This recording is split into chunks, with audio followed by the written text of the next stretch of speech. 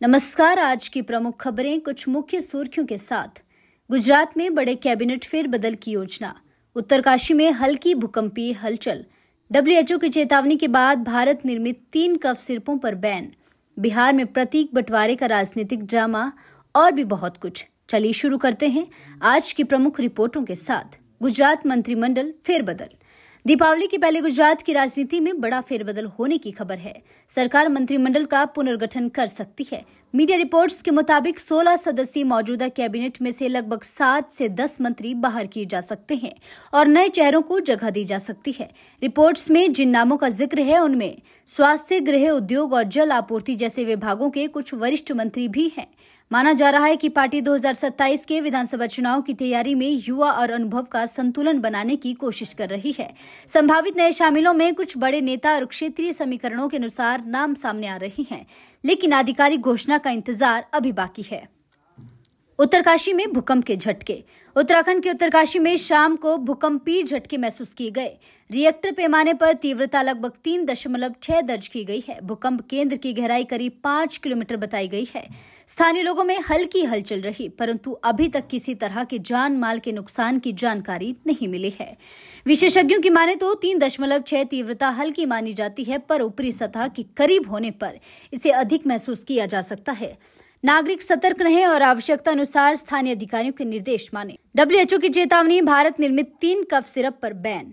विश्व स्वास्थ्य संगठन यानी डब्ल्यूएचओ ने भारत में निर्मित 3 कफ सिरपों के बारे में चेतावनी जारी की है। इन सिरपों में डाइथिलीन ग्लाइकोन यानी डीईजी जैसे हानिकारक संदूषक पाए जाने की रिपोर्ट है, जो विशेषकर बच्चों के लिए जानलेवा हो सकता है। प्रभावित दवाओं के नाम रिपोर्ट्स में सामने आए हैं और भारत की दवा नियंत्रक संस्था ने इनका निर्माण और बिक्री पर रोकने के तुरंत आदेश लगाए हैं। यदि घर में ऐसी कोई दवा है तो उसका उपयोग तुरंत बंद करें और डॉक्टर से संपर्क करें। बच्चों को बिना डॉक्टर की सलाह के कोई भी सिरप ना दें।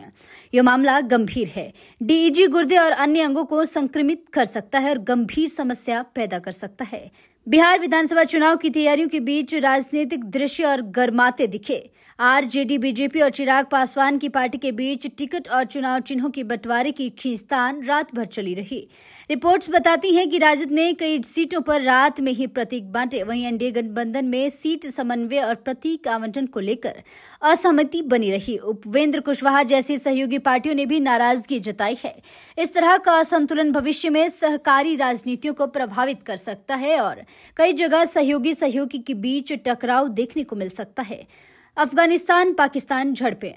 अंतर्राष्ट्रीय मोर्चे पर रिपोर्ट्स आ रही हैं कि अफगानिस्तान और पाकिस्तान की सीमा पर फिर झड़पें हुई है। खासकर कुर्रम जिले में कुछ चौकियों पर कब्जे और टैंक पोजीशन के नुकसान की बातें भी सामने आई है और पाकिस्तान के खिलाफ कुछ टीटीपी कमांडरों के एकजुट होने के दावे भी किए गए हैं। दोनों तरफ से दावे और प्रतिदावे जारी हैं। स्थिति तनावपूर्ण बनी हुई है और सीमावर्ती नागरिकों के लिए चिंता का विषय बना हुआ है। अंतर्राष्ट्रीय समुदाय की निगाहें इस स्थिति पर टिकी हुई है। अमेरिका में समाचार। अमेरिका से एक संवेदनशील खबर। वॉशिंगटन की विदेश नीति सर्किट से जुड़े भारतीय मूल के विद्वान एशले टेलिस को गुप्त दस्तावेजों से जुड़ी घटनाओं के सिलसिले में गिरफ्तार किया गया है। अदालत दस्तावेजों के अनुसार उनके पास टॉप सीक्रेट लेबल वाले कई पन्ने पाए गए हैं।